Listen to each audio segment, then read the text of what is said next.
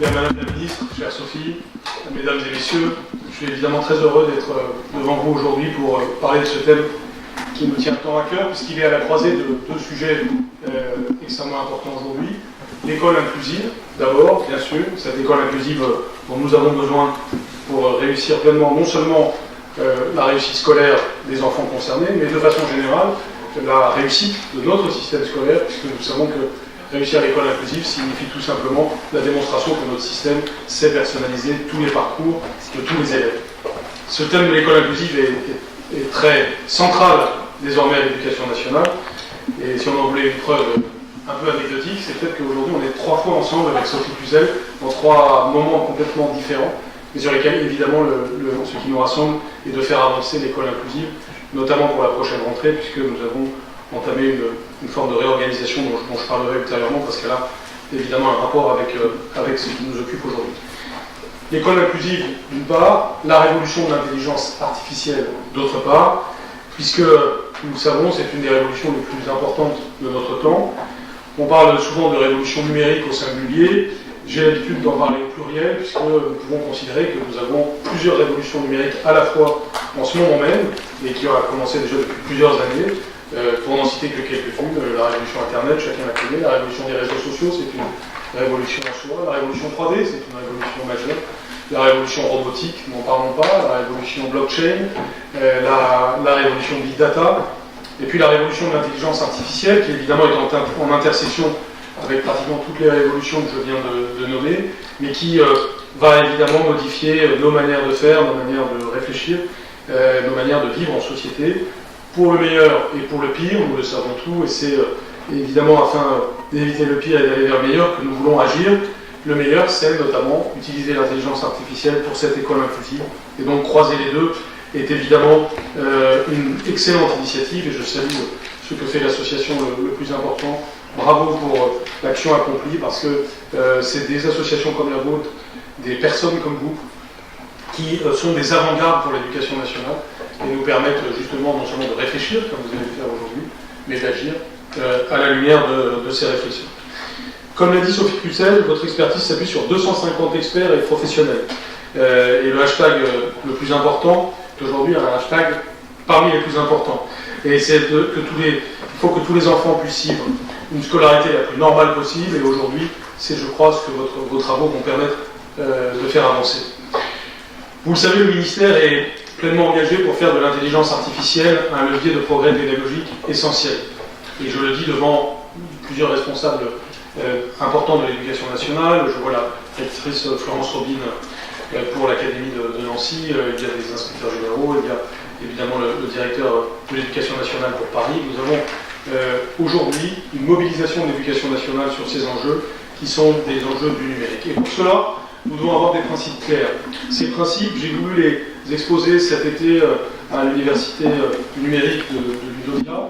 J'étais avec une autre personne présente ici, Jean-Marc Maillot, le directeur du numérique du ministère, pour indiquer quels étaient ces grands principes. Et je mentionne ce discours, non pas pour faire une auto-référence, mais pour que les approfondissements que certains d'entre vous pourraient souhaiter faire puissent être faits, puisque c'est un discours d'1 heure sur notre stratégie numérique qui fixe la feuille de route d'une certaine façon pour le ministère pour ces prochaines années. Avec 2 mots-clés que l'on va retrouver forcément sur un thème comme celui d'aujourd'hui, la protection et l'ambition. La protection est le premier à indiquer, parce que la protection est la condition de l'ambition. Nous devons avoir vis-à-vis des technologies numériques une approche de protection vis-à-vis de toute une série de phénomènes. Le premier, c'est la protection des données, et ça vaut particulièrement en matière d'école inclusive. On a des sujets de santé qui sont confidentiels, et une série d'éléments. Nous savons très bien que l'agrégation de ces données peut être extrêmement utile, c'est la logique big data, et peut nous faire progresser, c'est à la base même de l'intelligence artificielle. Nous savons aussi que la transmission de ces données peut être une violation des droits de l'homme très forte, et nous devons nous en prémunir. C'est un exemple parmi d'autres, mais il y a évidemment d'autres éléments de protection, à commencer par la nécessité d'une éducation aux médias réussie. Les enfants ayant un handicap peuvent être parmi les plus vulnérables aux différentes visées de certains acteurs du numérique. Nous devons être très attentifs. L'addiction aux écrans peut aussi être un problème. La fréquentation de sites inappropriés pour l'enfance et l'adolescence peut être un problème. Tous ces enjeux sont des enjeux de protection, et la protection permet de créer le cadre de confiance qui, à son tour, permet l'ambition. C'est ce cadre de confiance qui m'est cher. Vous savez que le mot-clé pour l'éducation nationale que nous avons souhaité, c'est le terme d'école de la confiance, et ça vaut pour ce sujet comme pour les autres. Il faut créer un cadre de confiance. Il faut que tous les acteurs puissent se dire que l'on va en confiance vers ce monde numérique au sein de l'éducation nationale, parce qu'il est porteur de progrès et pas de régression. Et c'est donc sur les bases de cette confiance qu'existe une ambition. Et cette ambition, elle est très forte, puisque le traitement des données peut nous donner une connaissance fine et prédictive, non seulement à une échelle globale, mais aussi à l'échelle de chaque élève. Et c'est la possibilité de rendre véritablement effective, et à l'échelle de toute l'éducation nationale, la personnalisation des pédagogies, que nous pouvons évidemment investir l'intelligence artificielle. De ce point de vue-là, nous pouvons vraiment mettre l'intelligence artificielle au service de l'école inclusive. Le tableau de l'école inclusive aujourd'hui est important. Comme je vous le disais tout à l'heure, nous avons, avec Sophie Cluzel, beaucoup travaillé depuis que nous sommes arrivés sur les progrès indispensables. Nous avons en particulier mené une concertation du mois d'octobre au mois de février pour, avec les associations représentatives, avec l'ensemble des acteurs, définir les enjeux de la rentrée 2019 pour faire véritablement un saut qualitatif. Nous savons que nous devons passer d'une approche quantitative à une approche qualitative, et que cette approche qualitative, elle est d'abord et avant tout un enjeu d'approche humaine. D'où le fait que j'ai pu parler d'un grand service public de l'école inclusive, autrement dit d'une intégration du sujet de l'école inclusive au cœur même du fonctionnement de l'éducation nationale. Ça signifie, et je dis ça sous le contrôle d'une rectrice, que chaque rectorat de France se réorganise pour véritablement considérer l'école inclusive comme un élément faisant partie du cœur de son activité, par exemple la gestion des ressources humaines des personnels accompagnants. Ça veut dire que nous nous réorganisons aussi pour que la formation continue des personnels soit effective, en amont des rentrées. Ça veut dire que nous nous réorganisons pour que la rencontre parents, accompagnants, équipe éducative se passe elle aussi en amont de la rentrée. Ça signifie aussi que nous aurons désormais ce que nous appelons les PIAL, des pôles inclusifs, qui depuis chaque établissement nous permettent de gérer qualitativement, humainement, au plus près du terrain, les besoins de l'élève, non seulement en accompagnant, mais pour toutes sortes de modalités. Cela concernera 2000 collèges à la rentrée, et c'est évidemment un progrès essentiel en matière d'organisation de notre système, mais aussi d'évolution, je dirais, mentale, psychologique de notre système. Et dans ce cadre-là, bien entendu, l'intelligence artificielle a toute sa place, parce qu'elle va être un vecteur non seulement de bonne gestion au plus près du terrain des besoins des élèves, mais aussi un vecteur d'élévation du niveau général, et donc de progrès pour les élèves à besoins particuliers. Parce que nous avons plusieurs progrès concomitants, et il est important, après avoir parlé de certains risques, de parler des opportunités. Le premier, et je le dis dans une maison qui est un haut lieu en la matière, comme elle l'est de beaucoup des progrès de la pensée humaine, les sciences cognitives nous permettent aujourd'hui de progresser jour après jour sur la connaissance du cerveau. Vous le savez, Stanislas Dehaene, qui est professeur au Collège de France et qui est aussi, à qui j'ai confié la présidence du Conseil scientifique de l'éducation nationale, fait très fortement ce lien entre les sciences cognitives et les méthodes que nous développons dans l'éducation nationale pour que la France se situe à l'avant-garde de ce que nous pouvons faire en matière de pédagogie par une connaissance fine des mécanismes d'apprentissage de l'enfant.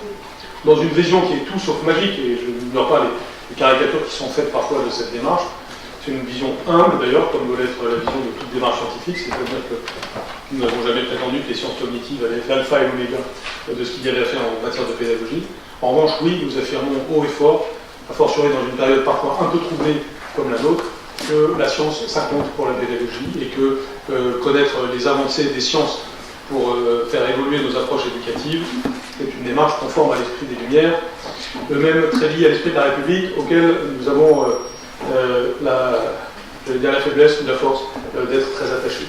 Eh bien, cet esprit des Lumières, il est dans une maison comme celle-ci évidemment très vivant, et il doit nous servir à progresser. Et c'est vrai en regardant les sciences, et c'est vrai en regardant les technologies. L'intelligence artificielle, dans ce contexte, une meilleure connaissance des mécanismes d'apprentissage des enfants et de meilleure capacité à appréhender chaque situation de chaque enfant, doit nous permettre d'avoir une mise en œuvre de pédagogie adaptée aux professeurs et aux élèves. Pour les professeurs, l'intelligence artificielle met à disposition une assistance dans les choix et les pratiques en fonction des types d'erreurs commises par les élèves. Et ça, c'est évidemment très important. Lorsque nous faisons par exemple les évaluations de CP et de CE1, nous avançons vers une capacité à analyser le profil cognitif d'un enfant et de l'aider évidemment à rectifier ses erreurs. Dans une approche qui va de plus en plus dédramatiser la notion d'erreur. L'erreur est heuristique. J'ai assumé dans une émission de radio jeudi dernier le fait que je faisais des erreurs. Je vais le réassumer devant vous. Et puis, pardonnez-moi de vous dire, mais il vous arrive d'en faire. Et c'est humain, comme le dit l'adage latin, et c'est normal. Et nous sommes un pays qui ne l'accepte pas suffisamment. Peut-être certaines tendances du débat public n'y aident pas. Et nous devons évidemment faire comprendre dès le début des apprentissages d'un enfant que non seulement l'erreur n'est pas blâmable, mais l'erreur est utile et permet d'avancer. Et d'une certaine façon, les mécanismes de l'intelligence artificielle vont être un vecteur pour comprendre cela. Plus je vais faire d'erreurs, plus je vais progresser, dès lors que ces erreurs sont identifiées, que j'en prends conscience et que j'avance sur un chemin qui m'est propre, parce que je fais des erreurs qui me sont propres et que je suis en situation de regarder lucide. La capacité à compiler les erreurs les plus courantes et les réponses à y apporter permet d'envisager la création d'une sorte de compagnon numérique de l'élève, une sorte de partenaire tout au long de sa scolarité et en complément du professeur. Le ministère s'est résolument engagé dans la recherche et l'expérimentation en vue de la diffusion de l'intelligence artificielle à l'école. À titre d'exemple, pas moins de 7 actions sur 22 du programme IFRAN, qui est donc mise en œuvre dans le cadre du programme d'investissement d'avenir, sous la direction du recteur Monteil, intègre cette dimension dans les domaines les plus variés. Nous avons donc, au moment où je vous parle, un certain nombre d'expérimentations qui sont enclenchées et qui vont évidemment nous être très utiles pour des mesures futures.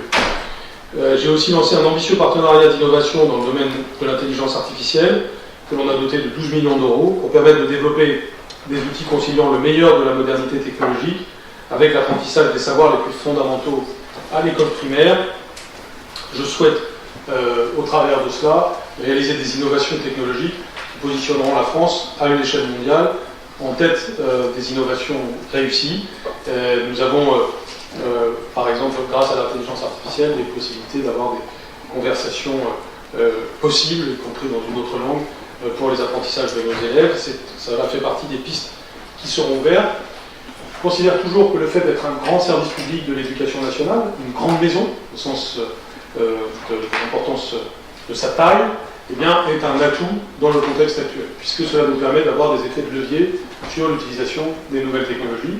Nous sommes un pays qui, s'il réussit ce genre d'appel d'offres et ce genre de projet, peut très vite monter à l'échelle et ainsi d'abord avoir des effets de masse critique pour réaliser cela, et ensuite voire même se déployer à l'échelle mondiale et permettre à des edtech françaises d'être en pointe à l'échelle mondiale.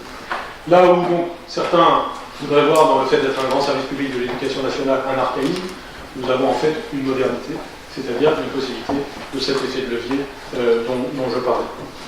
L'intelligence artificielle, elle permet aussi d'agir à toutes les échelles de l'enseignement.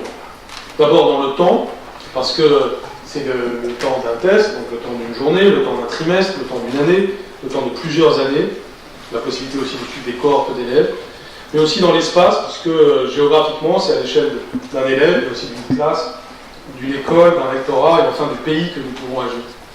Et puis l'intelligence artificielle est une aide dans toutes les étapes de l'apprentissage. D'abord dans la méthodologie d'apprentissage, en utilisant des outils numériques pour faciliter l'apprentissage de l'élève. Je pense au logiciel test pour préparer un cours, aux plateformes interactives de contenu pédagogique pour l'élève, mais aussi en utilisant les outils pour suivre l'avancée de la compréhension de l'élève. Je commençais à le dire tout à l'heure, mais les plateformes avec test pour mesurer la performance d'un élève permettent de fournir à l'enseignant un suivi personnalisé par élève, avec des tendances par classe et même par discipline. C'est évidemment pour le pilotage pédagogique d'un établissement un progrès potentiel considérable. Cela va évidemment favoriser aussi le travail d'équipe, sujet sur lequel nous avons aussi à progresser considérablement et qui sera permis par les données partagées entre les professeurs. Dans l'accompagnement pédagogique des enseignants et des professeurs, cela va aussi nous permettre d'améliorer notre formation continue, puisque là aussi le même raisonnement vaut pour les professeurs. Nous pouvons aider à accompagner un professeur de façon plus personnalisée dans sa formation continue. On peut aussi lui fournir des données sur la pertinence des contenus enseignés, et aussi lui proposer des contenus pédagogiques adaptés en fonction justement des profils de classe qu'il aura pu définir. L'intelligence artificielle permet aussi d'améliorer la communication avec les parents. Nous le savons, la coéducation est un enjeu majeur.